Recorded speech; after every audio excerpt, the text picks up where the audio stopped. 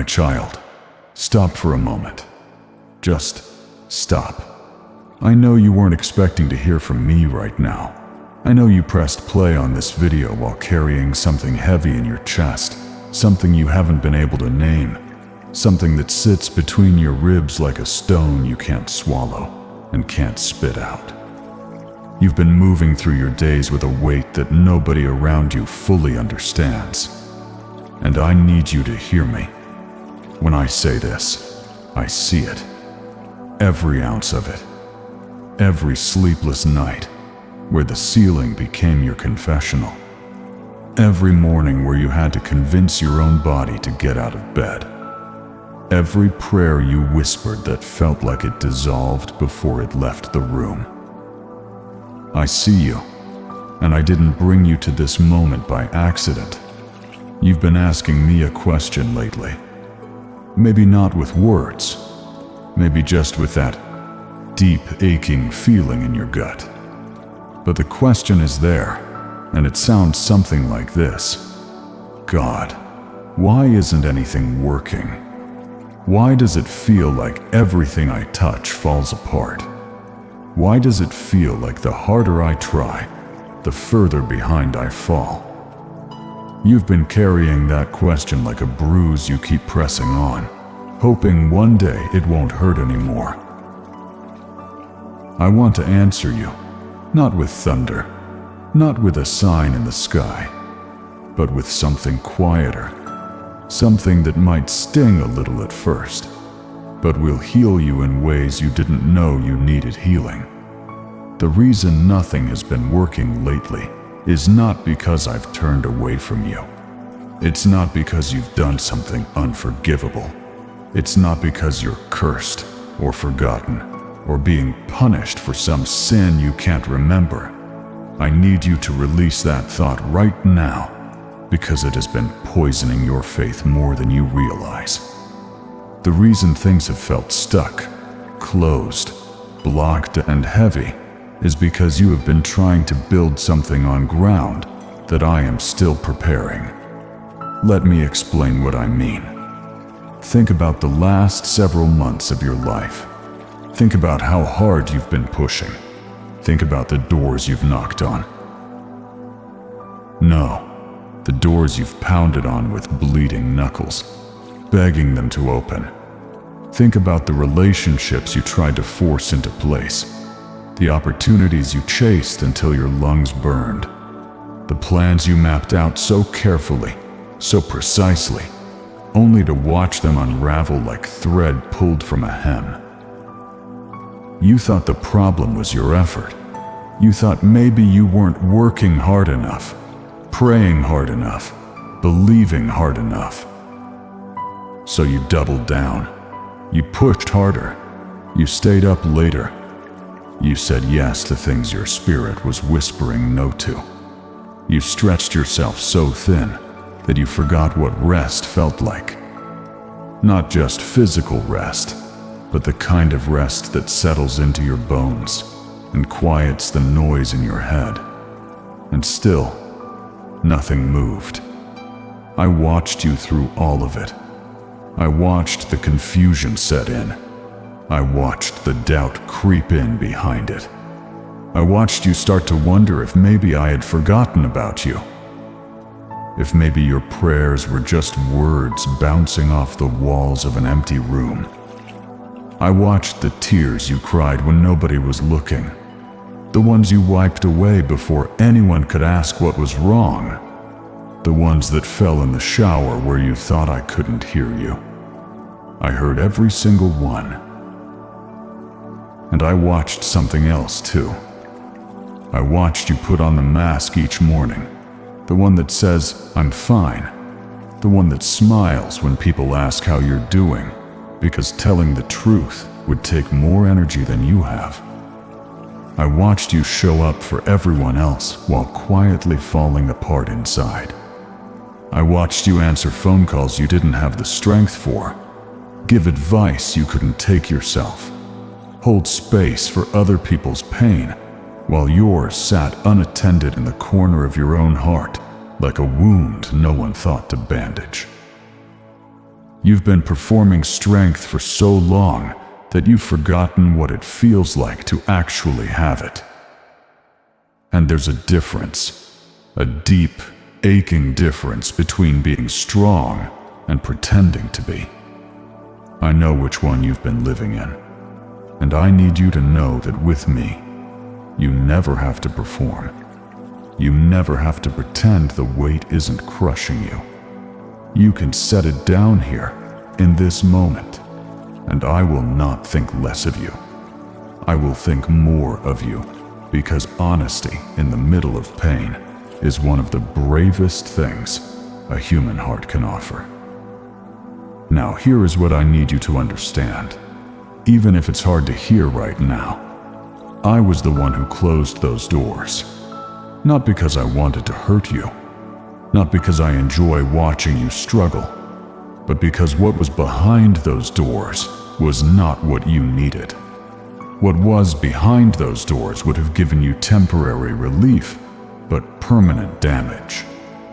What was behind those doors looked like an answer, but would have become a new problem, one far heavier than the one you're carrying now. You couldn't see that, and I don't blame you for not seeing it. When you're exhausted and desperate, anything that looks like relief feels like rescue. But I am not in the business of giving you what feels good for a moment, if it will cost you what I've been building for a lifetime. I know that's hard to sit with. I know part of you wants to argue with me right now. Part of you wants to say, "But God, you don't understand how tired I am. You don't understand how long I've been waiting." And you're right, I don't experience time the way you do. But I do understand weariness. I understand the exhaustion of pouring yourself out and feeling like nothing comes back. And I am telling you, with more tenderness than you have ever been spoken to with in your life, your exhaustion is not evidence of my absence. It is evidence that you have been carrying things I never asked you to carry. Let me ask you something, and I want you to be honest with yourself when you answer. Not honest with me. I already know the answer. Be honest with yourself. How much of what you've been stressing about was actually yours to carry? How many of those burdens were things you picked up because you were afraid that if you didn't hold everything together, everything would fall apart? How many of those worries were borrowed from tomorrow, from a future that hasn't even happened yet? How many nights did you lose sleep over scenarios that existed nowhere but inside your own mind? You've been trying to control things that were never meant to be in your hands. And I say that gently because I know why you do it. You do it because you've been hurt before. You do it because there was a time, maybe many times, when you trusted the process, trusted the plan, trusted someone, and it didn't work out. So you decided, somewhere deep inside, that the only way to protect yourself was to manage everything yourself, to grip tighter, to plan more, to need less, to depend on no one, not even me. But that grip is what's been suffocating you. That need to control every outcome is the very thing that has been blocking the flow of what I've been trying to pour into your life. Because my blessings don't come through clenched fists. They come through open hands. And right now, your hands have been so tightly closed around your plans, your timelines, your expectations, that there is no room for what I want to give you. I'm not asking you to be irresponsible. I'm not asking you to stop working, or stop caring, or stop showing up. I'm asking you to stop white-knuckling your way through life as if everything depends on your grip. It doesn't. Some things need to be held, but some things need to be released. And the wisdom to know the difference, that's what I'm trying to grow inside you right now. That's what this season has been about. You thought this season was about failure. You thought it was about loss. You thought it was about falling behind, while everyone around you seemed to be moving forward.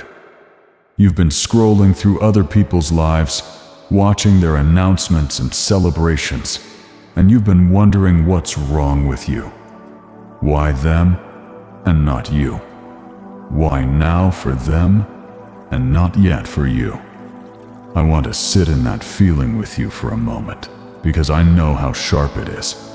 I know what it feels like to watch someone get the very thing you've been praying for: the relationship, the job, the opportunity, the answer, and to feel your stomach drop.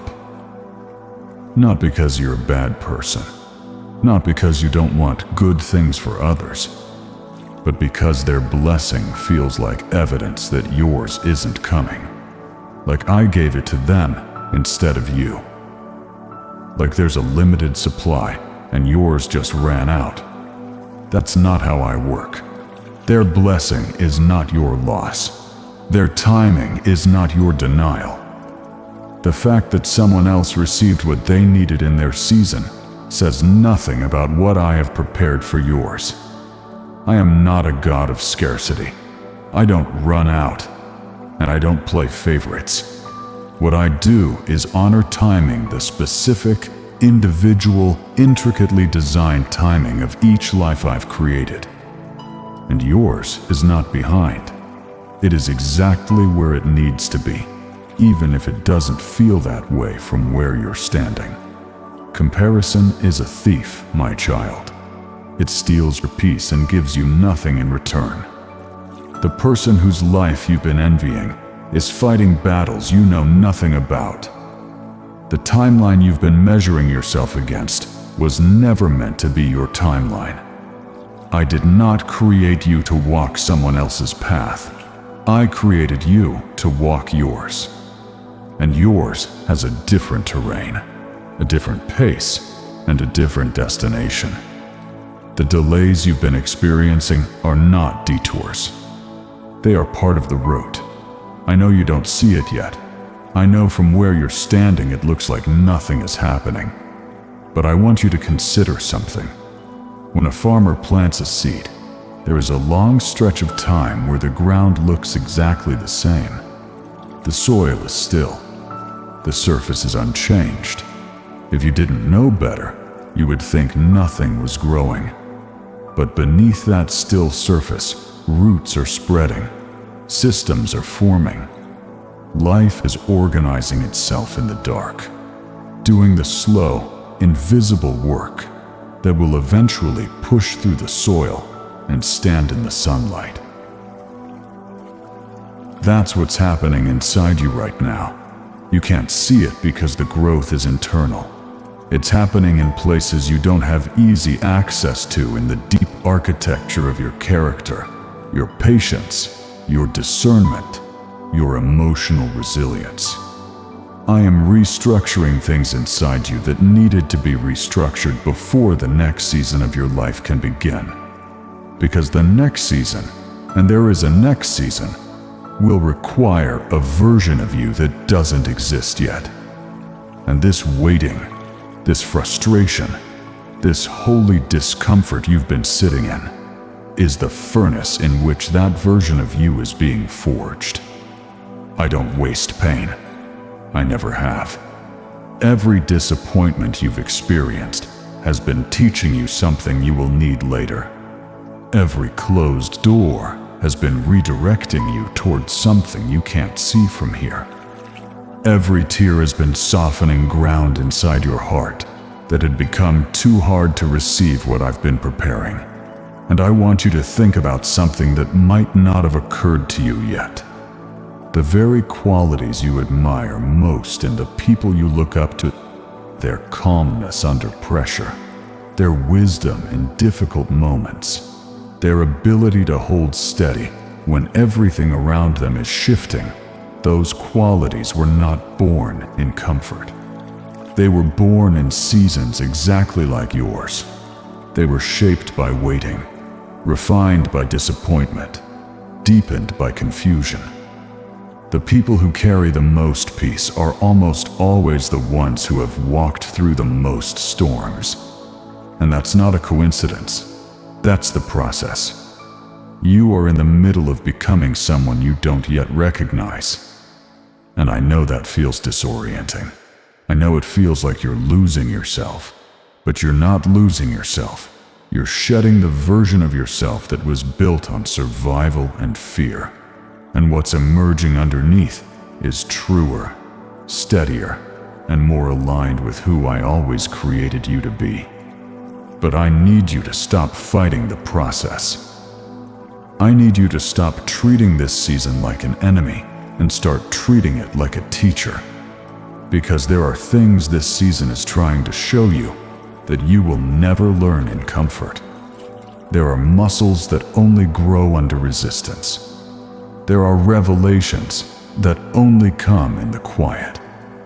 And there is a depth of faith that can only be forged when everything around you is uncertain, and the only thing you have left to stand on is my word. This is where real faith lives. Not in the mountaintop moments, not in the answered prayers and the open doors and the moments where everything clicks into place. Real faith lives here in the valley, in the fog, in the silence, in the space between the prayer and the answer. This is where you learn whether you trust me or whether you only trust what I give you. And that distinction matters more than you know. Because if your faith only works when your life is working, then it was never really faith. It was an arrangement. A transaction. I'll believe in you as long as you deliver. But that's not the kind of relationship I'm building with you. I'm building something that can withstand storms. Something that doesn't crumble the moment the ground shakes. And that kind of foundation takes time. It takes pressure. It takes exactly the kind of season you're in right now. So no, nothing is broken. Nothing is wasted. Nothing is falling apart in the way you think it is. What's actually happening is a dismantling. I am carefully, lovingly taking apart the structures inside you that were built on fear, on control, on people-pleasing, on perfectionism, on the desperate need to prove your worth through what you produce. Those structures served you for a while. They helped you survive seasons where survival was all you could manage. But they were never meant to be permanent. And now, they're being removed, not to leave you empty, but to make room for something sturdier. Something built on peace instead of anxiety. Something built on trust instead of control. Something built on identity instead of performance. I know the dismantling feels like destruction. When the walls are coming down, it's hard to believe that something better is going up. It feels like loss. It feels like everything you worked to build is being taken from you. But what I'm removing are the things that were slowly breaking you, the habits that kept you up at night, the beliefs about yourself that made you feel small, the patterns you inherited from pain that you mistook for personality. Those aren't you. They were armor. And armor is useful in battle, but it becomes a prison if you never take it off. I'm helping you take it off. And I know that feels vulnerable. I know it feels exposed. Like standing in an open field without shelter and hoping the sky stays gentle. But I need you to hear me. I am your shelter. Not the walls you built from fear, not the distance you put between yourself and others so they couldn't hurt you. Not the independence you wore like a badge, because depending on someone felt too dangerous. I am your shelter, and I am asking you to trust that, to step out from behind the walls you've built, and let me protect you in a way that doesn't cost you your peace. Trust me in the rubble. Trust me when the blueprint doesn't make sense yet. Trust me when the timeline feels impossibly long. Because I have never started something in you that I did not intend to finish. And let me speak to something else that's been sitting on your heart. You've been wondering if maybe you missed it. If maybe there was a moment, a decision, a crossroads, a conversation where you took the wrong turn and ended up somewhere I never intended you to be. That thought has been haunting you, hasn't it? The fear that you somehow fell out of my plan. That somewhere along the way you zigged when you should have zagged. And now you're living in the consequences of a mistake you can't undo. Let me put that fear to rest. You cannot wander so far that I cannot reach you. You cannot make a mistake so large that it disqualifies you from what I have for you. My plans are not that fragile. My grace is not that thin. Yes, choices matter. Yes, there are consequences to decisions. But I am a God who works all things, even the missteps, even the wrong turns, even the seasons where you wandered into something purposeful. I don't just work with your best moments. I work with all of them. So stop punishing yourself for decisions you made when you were surviving. Stop replaying old conversations and wondering what would have happened if you had said something different. Stop carrying the shame of choices you made when you didn't have the clarity you have now. You did what you could with what you knew. And I was with you then, just as I am with you now. There is a verse that I want you to carry with you, not as a formula, but as a foundation. It says that I work all things together for good for those who love me and are called according to my purpose. All things, not just the pretty things, not just the victories, the losses too, the confusion, the detours, the seasons that made no sense at the time. I weave them all into something that serves your growth, your healing, your becoming. You haven't ruined anything. You've just been in the part of the story that doesn't make sense yet. And that's okay. Not every chapter needs to make sense while you're living it. Some chapters only reveal their meaning in hindsight. And when you look back on this one, I promise you, you will see my handwriting on every page. Here is what I want you to do, not tomorrow, not next week, but right now, in this moment.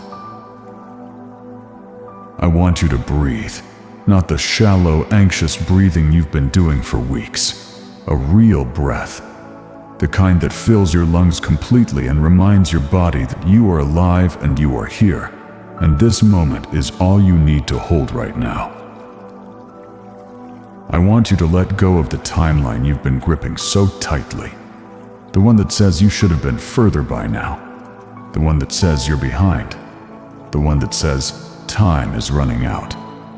That timeline was never mine. It was built on comparison, on pressure, on the world's definition of success, and it has been strangling your joy. My timeline is different. My timeline accounts for healing. It accounts for growth. It accounts for the seasons where nothing visible is happening, but everything essential is shifting. My timeline has room for you to rest without guilt, to grieve without shame, to simply exist without needing to earn your place in the world. You don't have to earn anything from me. I need you to hear that again. You don't have to earn my love. You don't have to earn my attention. You don't have to earn the good things I have in store for you. They are not wages. They are gifts. And gifts don't require performance. They require only open hands and a willing heart. I know your heart is willing, even when your faith feels thin.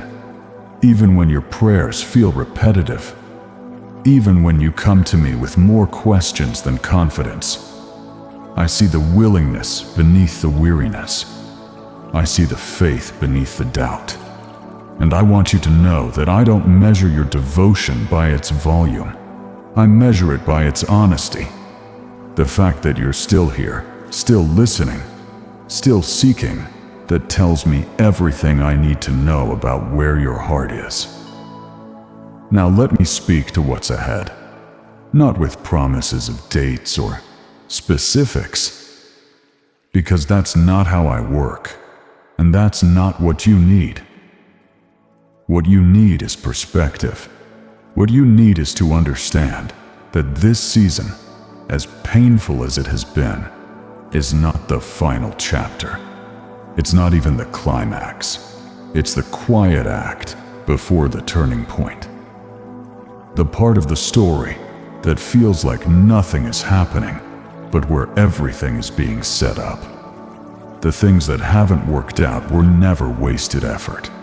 They were education. Every failed attempt taught you something about what you actually want, what you actually need, what you're actually willing to sacrifice for. Every closed relationship taught you something about the kind of love you deserve and the kind of love you're ready to give.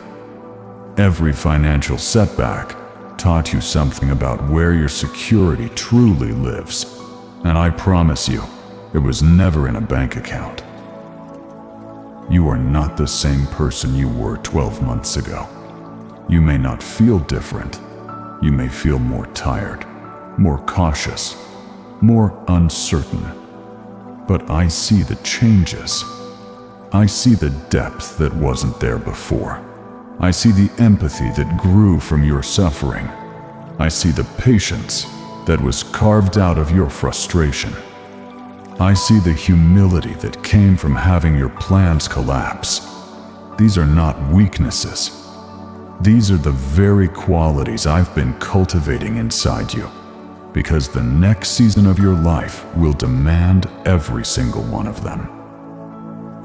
The version of you that walks into your next chapter will be wiser, steadier, and more grounded than the version of you that walked into this one. And that's not despite this difficult season. It's because of it. So when you look back, and you will look back, you won't see this as the season where everything fell apart. You'll see it as the season where everything was being rearranged, where I was quietly clearing the table of things that no longer served you, making room for what was always meant to be there. But for now, I'm not asking you to see the full picture. I'm just asking you to trust the artist. I'm not asking you to understand every detail of the blueprint. I'm just asking you to trust the architect. I'm not asking you to know how the story ends. I'm just asking you to keep turning the page. And I know that sounds simple.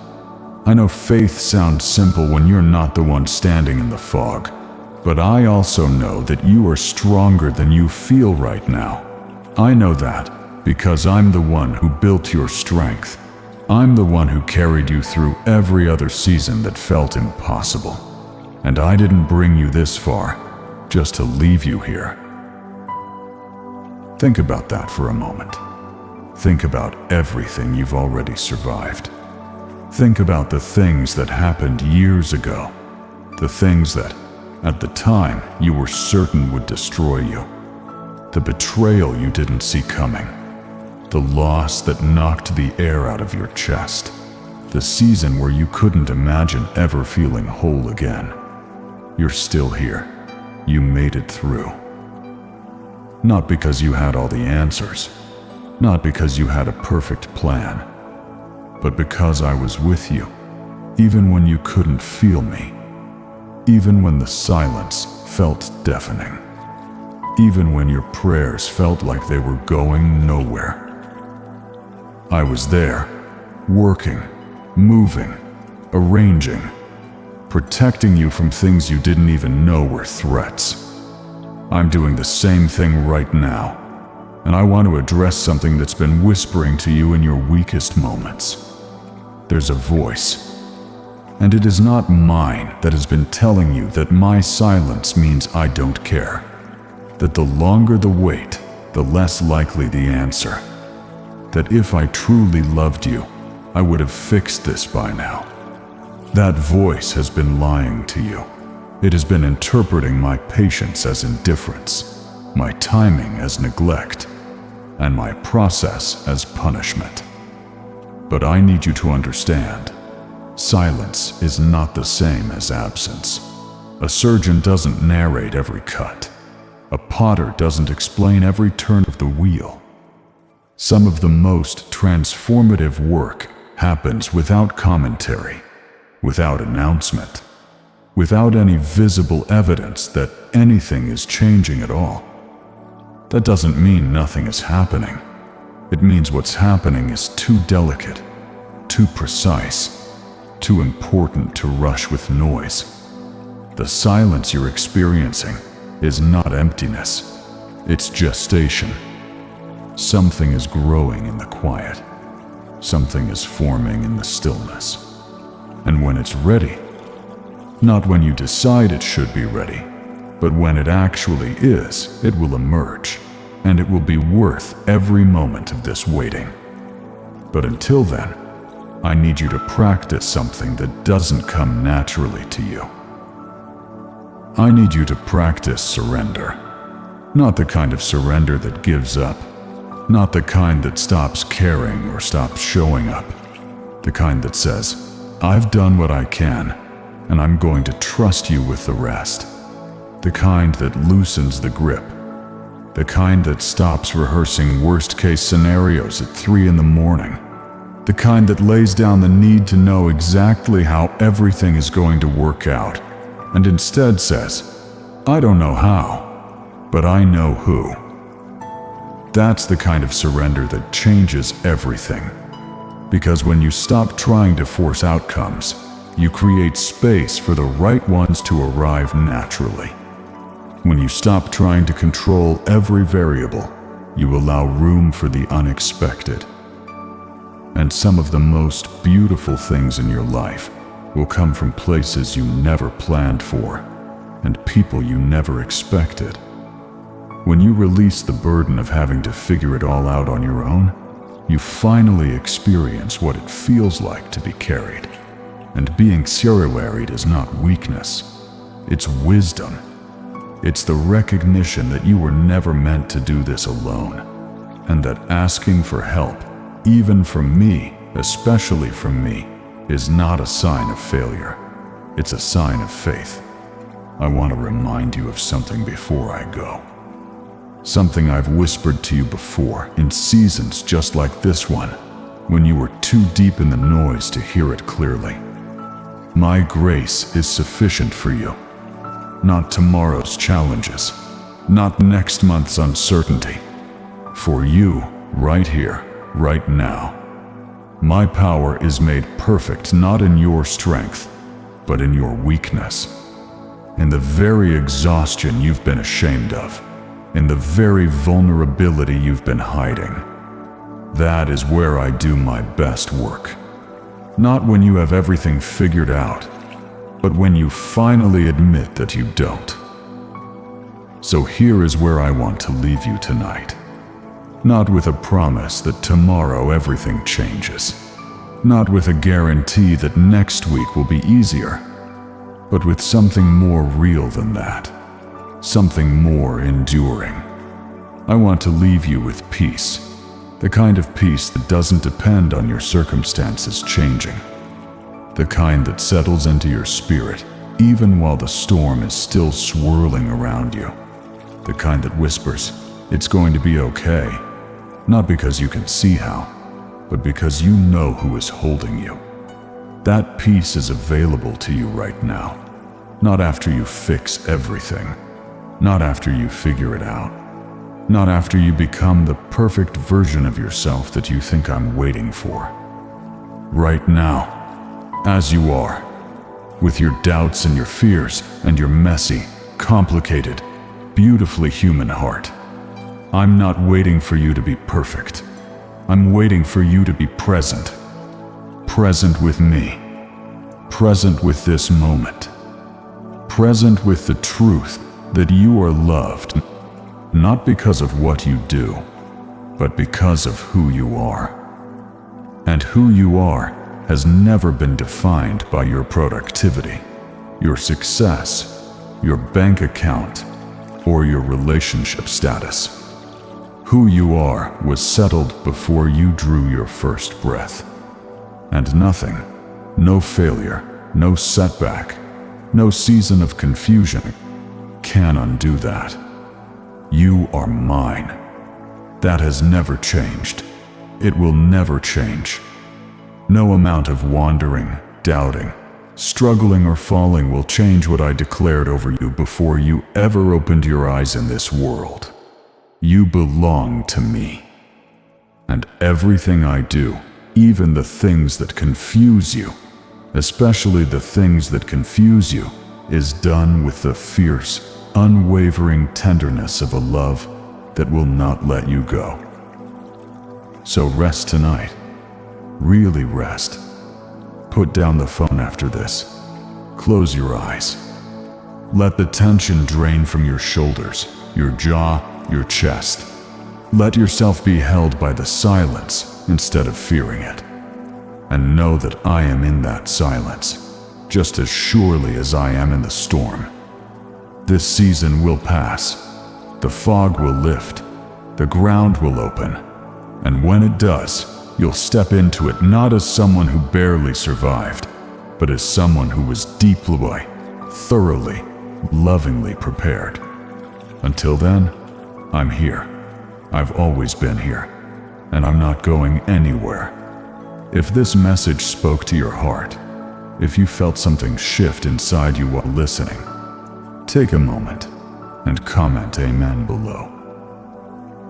Not as a ritual, not as a formula, but as a quiet declaration between you and me that you heard this, you received it, and you're choosing to trust me even when you can't see what's next.